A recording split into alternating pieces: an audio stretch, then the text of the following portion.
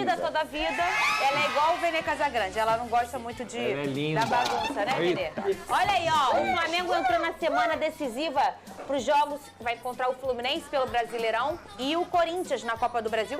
2 jogos muito importantes e a data FIFA está servindo para o Flamengo ajustar os últimos detalhes dessa partida. Vamos ver. A equipe Pronto, de agora Felipe sai todo Luiz mundo, tem né? 2 importantes missões pela frente. A primeira ainda pelo Brasileirão, que mesmo distante do Botafogo, o foco é continuar vencendo na competição e não desistir. A esperança no rubro-negro foi retomada pela torcida com a chegada de Felipe Luiz, que em pouco tempo mostrou um desempenho com o DNA do Flamengo. Isso não foi apenas nos torcedores, mas também no elenco. Durante os treinos nesse período de data FIFA, o clima tem sido de leveza, com direito a brincadeiras, muitos sorrisos e também trabalho intenso. O fato de Felipe Luiz também ser muito participativo nos exercícios tem chamado a atenção e motivado a equipe. Isso ainda ajuda para as missões do rubro-negro e que uma delas Felipe Luiz conhece bem. Como jogador, Felipe foi quem mais brilhou com a camisa rubro-negra em cima do tricolor. Felipe jogou ao todo 31 clássicos pelo Flamengo e soma 16 vitórias, 7 empates e 8 derrotas. E agora o desafio será como técnico do rubro-negro no Maracanã. O Flamengo irá enfrentar o rival na próxima quinta. Ao todo, já foram 4 atividades com o time que se reapresenta nesta segunda para uma semana que será decisiva. Boa tarde, você de casa. Boa tarde, Lucas Pedrosa, Vene Casagrande. Começamos de um jeito diferente. A semana passada foi uma semana especial, o sábado de Dia das Crianças, sábado de Nossa Senhora Aparecida. Ô, Vene Casagrande, Vene que não tem filhos, né? E nem tem vontade de que ter uma opção dele. É não ter, muito bem. E a minha mãe acha isso um absurdo. Eu falo, mãe, hoje isso é muito normal. Tem uma geração aí que tá super normal não querer ter filhos. Ô, Vene Casagrande, vamos deixar de lado essa história de criançada? Vamos falar de Flamengo? Tem algum detalhe diferente que tenha acontecido nos treinamentos do Felipe Luiz? Alguma curiosidade? O povo quer saber, porque eu tô vendo os rubro-negros muito empolgados em relação ao Felipe Luiz. Né? Entramos naquela fase do ciclo vicioso no Flamengo. Novo treinador chega, aí o próximo passo os treinamentos agradam, os jogadores estão gostando bastante. É sempre assim? É sempre assim, de 2019 para cá é sempre assim. Aí o próximo passo o time começa a cair de rendimento, aí depois os jogadores não compram mais a ideia do treinador e depois o treinador é demitido. Então, vamos aproveitar essa fase boa do ciclo vicioso do Flamengo e dizer que os treinamentos de fato estão sendo muito bons e proveitosos pelo técnico Felipe Luiz. Eu disse na semana passada que ele focou muito na preparação física e ele focou muito nessa parte. Agora ele vai focar também na parte tática, né, que é extremamente importante. Lembrando que o Flamengo entra numa semana decisiva. Campeonato Brasileiro, tem um Fla-Flu, quinta-feira, que é um jogo extremamente importante, embora eu ache o jogo mais importante para o Fluminense do que propriamente para o Flamengo. E no domingo tem o segundo jogo da semifinal da Copa do Brasil diante do Corinthians. Um jogo que já começou nos bastidores, muita coisa acontecendo fora das 4 linhas envolvendo os 2 clubes, mas é uma semana importante. Acredito eu que o Felipe Luiz esteja utilizando também bastante jogadores da base, na ausência de vários jogadores que estão com suas respectivas seleções. É uma pena, por exemplo, ele não tem o Fabrício Bruno. O Fabrício Bruno está lá com a seleção brasileira apenas a passeio, porque pelo visto não vai entrar em campo. Mas dito isso, Felipe Luiz novamente aproveitando os dias que ele tem à disposição. Lembrando que quarta-feira já volta tudo ao normal, né? A seleção joga amanhã, na terça-feira, e na quarta-feira, para quem tá com saudade de futebol, do futebol nosso, dos clubes, já na quarta-feira tudo volta, inclusive o Vasco, a gente já vai falar de Vasco. Mas amanhã tem Brasil e Peru. Tu vai ver o Peru, né, Pedro? Não. Vou ver o Brasil. Ele? Só pra ver se você tava esperto. E eu vou, quando a bola rolar, pra não ver o Peru entrar. Beleza, então. Quando a bola rolar, eu coloco no programa. Dia das Crianças, né? O pessoal já que tá saindo da infância, entrando na juventude, tá trabalhando hoje aqui nesse programa. Ô, Pedrosa, olha só, a gente tá falando desse Flamengo e o Vene traz um ponto que é o que é esse ciclo do Flamengo em relação aos seus treinadores. E vocês falaram muito em relação à diretoria. As escolhas da diretoria talvez sem um planejamento, mas também muito se envolve ao perfil de um elenco, assim, como que recebe, como também não consegue mais funcionar diante talvez de um trabalho que não está sendo aceito ali por um grupo. Você acha que é por aí ou não? Acho que é por aí sim, mas a gente tem que lembrar que o Felipe Luiz, de todos os treinadores que a gente falou aqui, ele conheceu todos e ele conheceu todos os ambientes e todas as fases do Flamengo.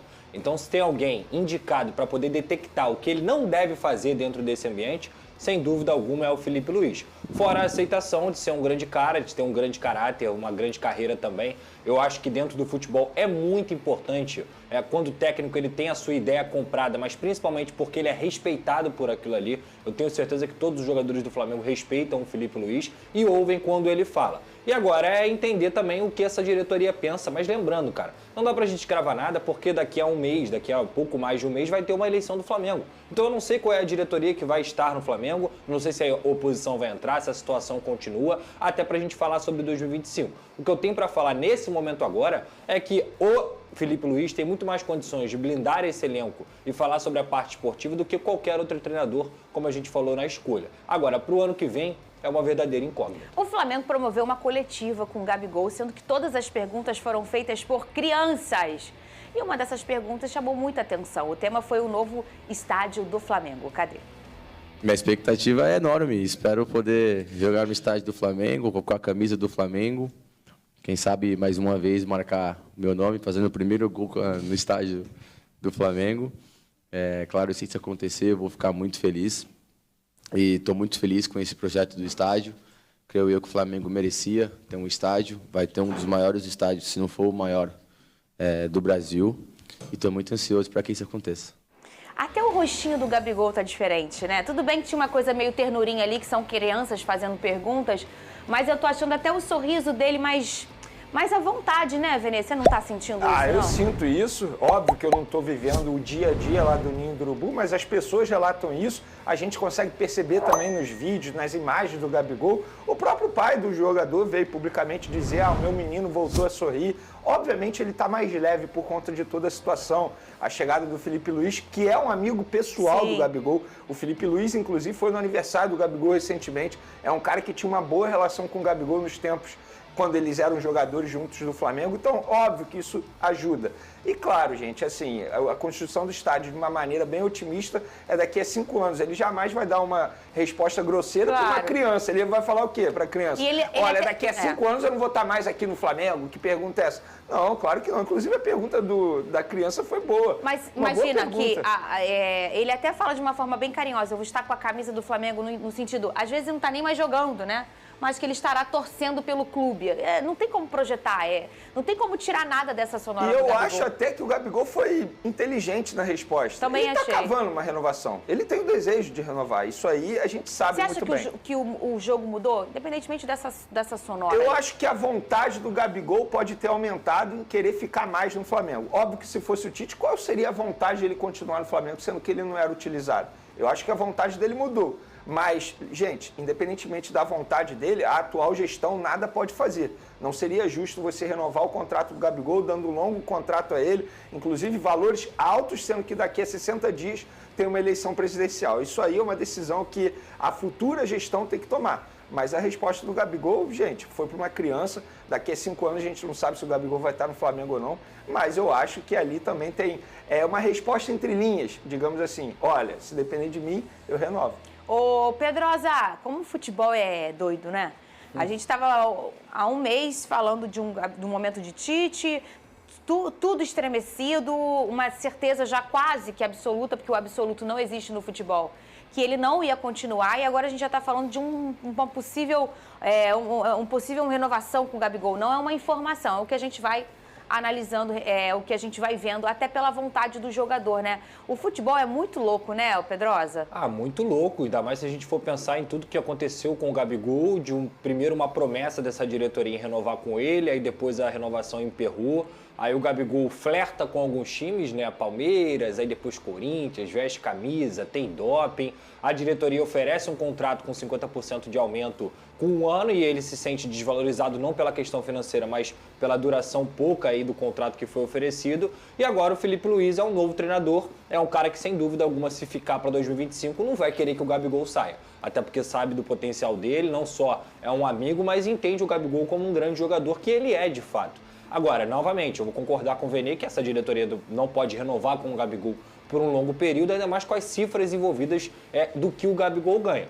O outro ponto é que o Gabigol tem que voltar a jogar bola, porque se ele não voltar a jogar bola, justificar o alto salário que ele ganha vai ficar muito complicado até para o Felipe Luiz, que é muito amigo dele. Então, assim, ele tem que usar essa reta final para mostrar que sim, que ele quer continuar no Flamengo e que ele quer renovar o seu contrato, independentemente de qual diretoria vai continuar na próxima temporada. Olha só, a gente vai mudar o assunto agora, vai para Hugo Souza. Aliás, esse assunto tá rendendo, hein, Vene? E é sobre a nossa enquete.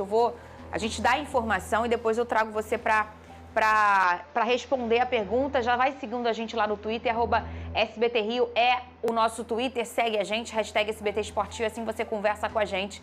Já vou mostrar para vocês a enquete, porque mais um capítulo da novela da compra do Hugo Souza. O Vene Casagrande, como é que tá essa situação? O Corinthians vai ter que pagar outra multa? Conta pra gente o que tá acontecendo, Vene. Vamos lá, não existe mais negociação. O que existe é um contrato que foi firmado quando o jogador foi emprestado ao Corinthians. A opção de compra pode ser exercida a partir do dia 10 de outubro no valor de 800 mil euros. E essa opção de compra precisa ser paga à vista ou com garantidor, que na verdade é um fiador, que o Flamengo aceite. E aí o Corinthians, no final de semana, a gente trouxe isso durante o final de semana, o Corinthians apresentou uma proposta ao Flamengo de um fiador. Só que o fiador é o mesmo da negociação envolvendo o Mateuzinho. E na negociação envolvendo o Mateuzinho, as parcelas estão em atraso. É uma pessoa física, o fiador? Não, é uma empresa. É uma empresa. É a Brax, que é patrocinadora do Corinthians, também é patrocinadora do Flamengo. Só que esse fiador também não firmou, ou seja, há inadimplência na questão do Mateuzinho. Então o Flamengo virou e falou assim, como é que você quer me apresentar o mesmo fiador que já está me devendo em outra negociação? É basicamente o seguinte, você é dono de, sei lá, um concessionário de carro. Eu sou um cliente. Eu vou lá, compro um carro apresentando um fiador de maneira parcelada. E aí eu atrasei as parcelas. Só que aí eu volto um tempo, depois eu quero comprar um outro carro. E aí para parcelar esse carro, eu vou apresentar o mesmo fiador. Você vai aceitar? Não. Não. Então assim, não adianta essa inversão de valor que está acontecendo. Muita gente culpando, muita gente lá do lado de São Paulo, do lado do Corinthians, culpando o Flamengo nessa situação. O Flamengo não tem culpa de nada. A gente não pode simplesmente jogar a culpa no Flamengo. O Flamengo não é obrigado a aceitar novamente um fiador que não tem nenhuma garantia que vai pagar. Eu não aceitaria. Claro que não, não faz o menor sentido, você está invertendo os valores. Aí muita gente fala assim, mas qual é o problema de dever no parcelamento do Mateuzinho? Eu vou dar um exemplo. Imagina se o Flamengo é eliminado na Copa do Brasil para o Corinthians com o gol do Mateuzinho. É isso, gente. É basicamente isso. Não tem como o Flamengo aceitar essa situação. Imagina ir para o pênalti, o Hugo pega 3 pênaltis. Perfeito. Só que se o Hugo entrar em campo no domingo sem que o Corinthians tenha comprado o jogador, o Flamengo vai receber o valor da multa lá pela partida, que é de 500 mil reais. Mas vai receber? Não. Olha só, o Flamengo não pode dizer para o Corinthians, não, você não vai botar o Hugo Souza em campo. Por contrato, o Corinthians pode pagar até 24 horas depois. Então, o Hugo Souza joga e depois o Corinthians paga ao Flamengo. Se o Corinthians não pagar ao Flamengo essa multa de 500 mil reais pela partida, a cláusula de compra não pode ser exercida. Isso também está em contrato. Ou seja, para o Flamengo, tudo ok, tá tudo em contrato, isso é contrato, gente. Não é porque o Flamengo tá jogando duro, porque fez uma negociação ruim com valor pequeno sobre o Hugo Souza. Isso é uma outra discussão. O Flamengo está exigindo tudo que está em contrato. E outra, estamos falando de um clube que não tem nome no mercado. Tá devendo a Deus o mundo. Como é que você vai fazer negócio com um clube que tá devendo a todo mundo? Pra ver o que o povo tá achando. Quem tá certo na história envolvendo o goleiro Hugo Souza? O Flamengo tá certo? Quem tá certo, tá? O Corinthians tá certo ou os dois? Absolutamente ninguém votou. Não, agora alguém, não sei. Não, o Flamengo certo. Você acha que o Flamengo tá certo, Vene Pedrosa? Acha quem tá certo? Eu vou comprar uma camisa do Vene. E eu falo pro Vene, toma aqui, eu vou comprar a camisa, mas eu vou te dar uma garantia de que a mesma camisa que eu já tentei comprar sua, eu não consegui pagar. E o Vene fala pra mim, não vou te vender, Pedrosa. Quem tá certo nessa história? Não faz o menor sentido. O povo pode votar, tá? Existe uma inversão de valor nessa situação, gente, e na boa, assim, vários clubes devem a outros clubes. Beleza, vou dar um exemplo, o Botafogo de fato tá devendo ao América Mineiro. O Vasco está devendo a alguém. A questão é que o Corinthians está devendo a todo mundo e continua contratando. Esse é o ponto. Vamos lá, olha, vota lá, @SBTRio, cadê o nosso Twitter? Tá aqui, ó, na tela. Aí, @SBTRio, segue a gente lá no Twitter e vota na enquete. Quem tá certo nessa história do Hugo Souza? É o Flamengo, é o Corinthians ou os dois? Vota lá, eu quero saber a sua opinião. Olha, véspera do jogo que vale vaga para a final da Copa do Brasil, o Rafael